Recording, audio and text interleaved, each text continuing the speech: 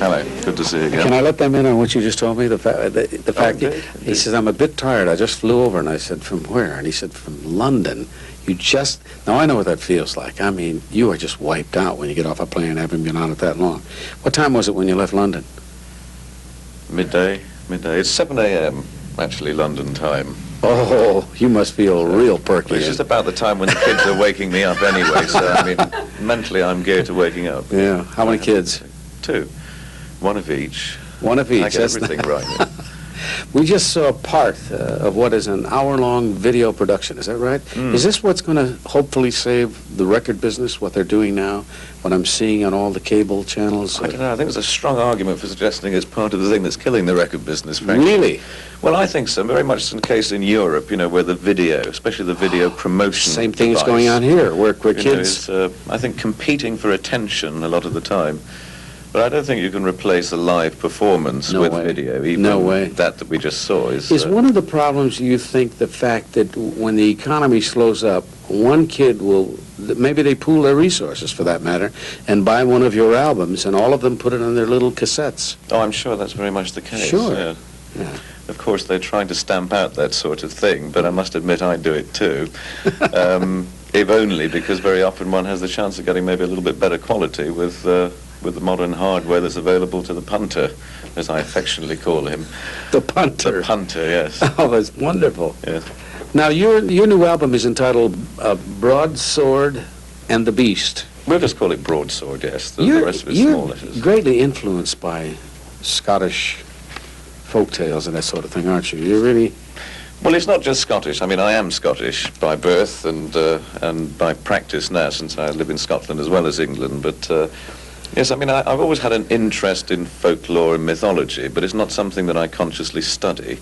The fact is, I sort of live amongst it, really, because both in England and in Scotland we're sort of surrounded by a lot of ancient artifacts which make their presence felt. You know, it's, I mean, sort of, the place where we live in Scotland, I mean, has stone circles which are probably 3,500 years old. And let me show the cover, if I may. To which camera, ladies and gentlemen? Here? That one might over there. That one? Okay. To Jennifer, huh? Got it, Jennifer? Very interesting. Now, they say the album covers are so important as far as the overall sale, and usually it's a sultry-looking lady on the cover. Do you think that people will be attracted to this cover? Or? Good point. Yes, no one's ever asked me that before. I don't know, but I mean, it's the sort of thing that I suppose you would call a marketing device, because when you get to the point of finishing recording an album, you then have to think, well, how am I going to package this? How am I going to tie it together? People sometimes say, as they have of this, is it a concept album? To which the answer is no. I mean, we just come up with 20 songs initially. Are they all original songs? Oh, yeah. Then do you write most of them? Pretty well all of it, yes. Is it true that you do your writing in Holiday Inns? In Holiday Inns, in aeroplanes, taxis, anywhere other than at home, which is pretty impossible. Why? Why other than at home? Well, I think even if I'm writing songs that are perhaps connected with the environment in which I live, it's a sort of strange objectivity comes about when you're sitting in an aeroplane thousands of miles away. You can perhaps deal with it a little bit, you know, more properly in a sense, instead of being just. I mean, no way when I get home am I going to want to get out my pen and paper and guitar. You know, there are too many distractions. Tell me, is it true that before you decided on calling your group Jethro Tull, that you had many other names? Well, I didn't call it that. It was at a point when we first began playing, we had an agent whose job it was to desperately try and find us some work, because we were penniless and all the rest of it. And basically he would think up a different name for the band every week. And we were pretty rough as bands go, you know, I should point out. So the only way we could get return bookings to the clubs we played at was to pretend to be somebody different every week.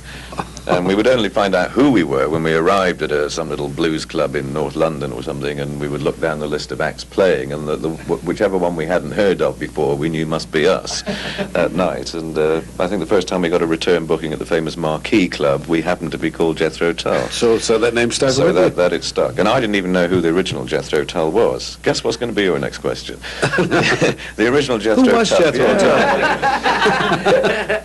Funny, there must be an echo in here. He was an 18th century agriculturalist who invented the seed drill. Satisfied? Yeah. That is fascinating. I'm so glad I asked. But, when people think of people who do what you do, they think of people who live in the fast lane. And somebody said that you process salmon, which certainly doesn't sound like the fast lane to me. Well, it's the fast lane when you're trying to do 3 or 4 other things at the same time, yeah. Now, we just opened a factory up in the north of Scotland to process salmon from our salmon farm, which we have on the west coast of Scotland, where we also produce venison.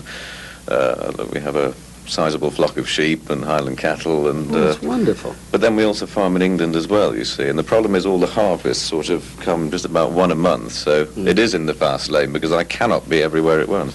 Well, I'm certainly pleased that you stopped by to see us tonight, Ian. Well, I me really too. am. And good luck with the album. Yes, it's Thank you. winging its way up the charts. And things go tell get, me, go yeah. get some rest, will you? I think, yes. And yes. if you go to a Holiday Inn, don't bother to write a song tonight. Sleep first, and then write it tomorrow.